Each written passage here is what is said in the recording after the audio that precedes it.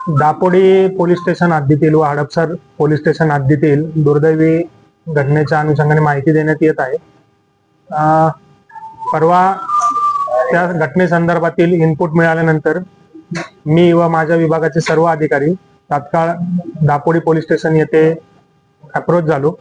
घटनेची सगळी माहिती घेतल्यानंतर पुढच्या घटनास्थळी पण भेट दिली. फुगेवाडी येथील घटनास्थळी भेट दिली.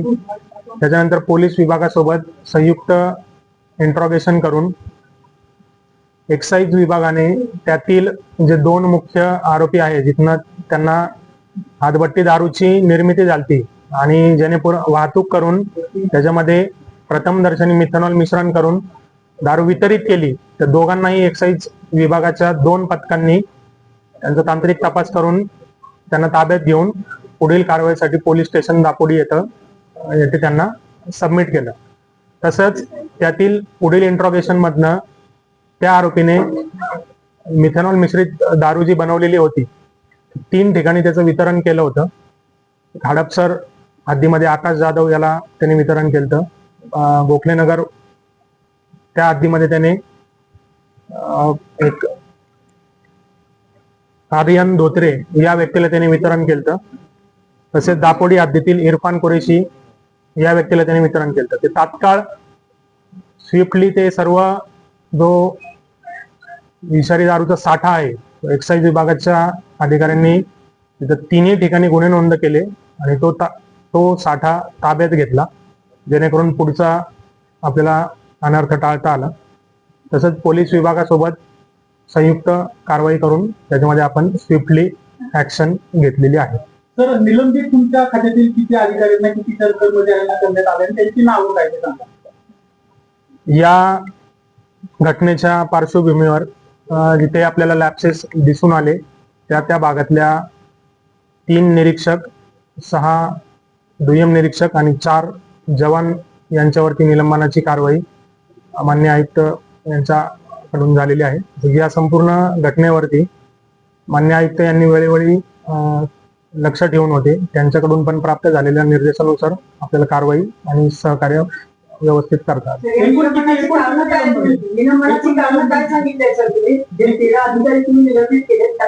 13 आहे.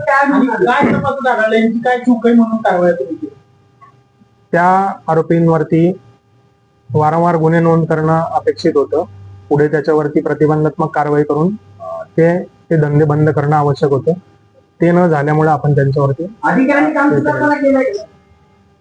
असं त्यामुळे तसं ती कारवाई तिथं आपण केलेली आहे. सर, राजीव पहिल्यांदाही कारवाई केली, पोलीस नंतर या त्यांनी पहिले मूळ ज्या ठिकाणावरनं दारू वितरित झाली होती तो आरोपी त्यांनी ताब्यात घेतला होता. नंतर जेव्हा आपल्याला माहिती मिळाली तेव्हा आपण संयुक्त इंट्रोगेशन केलं दापोडी पोलीस स्टेशन आणि आमच्या विभागाने, आणि मग ते 2 पहिली माहिती तुम्हाला होती आणि तुम्ही नाही police station Dapodi police station त्यानंतर तुम्हाला काय हो. तर यामध्ये किती पहिले विषारी दारू ज्या 3 ठिकाणी हे आपल्याला मूळ 2 आरोपी ज्यांनी निर्माण केली आणि ज्यांनी मिथेनॉल मिश्रण केलं त्यांना जेव्हा आपण ताब्यात घेतलं तेव्हा त्यांनी 3 ठिकाणी हे केलं होतं. एका ठिकाणावरनं 70 लिटर हडपसरच्या हद्दीतून, दुसरं पवार वस्ती दापोडी इथून 155 लिटर आपण जप्त केलं आणि गोखलेनगर इथून 420 लिटर इतका साठा आपण जप्त केलेला. 55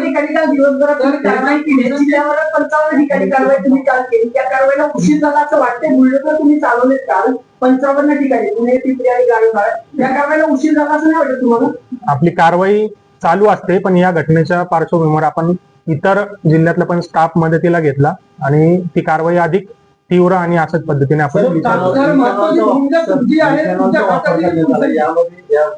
असं काहीतरी करण्यात आलं होतं आणि पोलीस विभागाकडे तो गुन्हा दाखल आहे आणि त्याच्यामध्ये त्यांच्या प्राथमिक तपासातून तो मुंबई येथून आणल्याचं त्यांच्या तपासात निष्पन्न.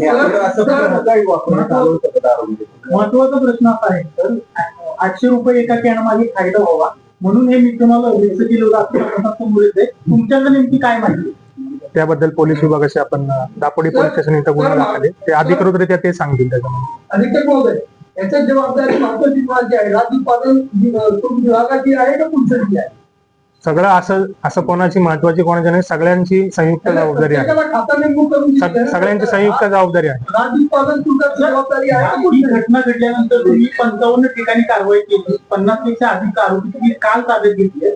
याच्या अगोदर तुम्हाला याची माहिती नव्हती की एवढं दाहभट्टीची रंजन कारवाई आपल्या सातत्याने चालू आहेत. मी ते पण आपल्याशी प्रेस नोटच्या माध्यमातून आपल्या कारवायांची सगळ्यांची माहिती पण ही शेअर घटना करतो. घडल्यानंतर काल 55 कारवाई केली. याच्या अगोदर या 55 ज्या ठिकाणी तुम्ही छापे टाकले ते माहिती नव्हती तुम्हाला कालच्या अगोदर? कारवाया आपल्या सगळीकडे चालू असतात, परंतु मोहीम आपण सगळ्या पोलीस विभागांचे तिन्ही पोलीस युनिट आणि आपण तीव्र केलेली आहे, जेणेकरून असं काही पुढं काय घडू नये. हे जे आरोपी आहे या आरोपींच्या विरोधात आपण एक महिला गुन्हे कर्ज केलं होतं कारवाईचं.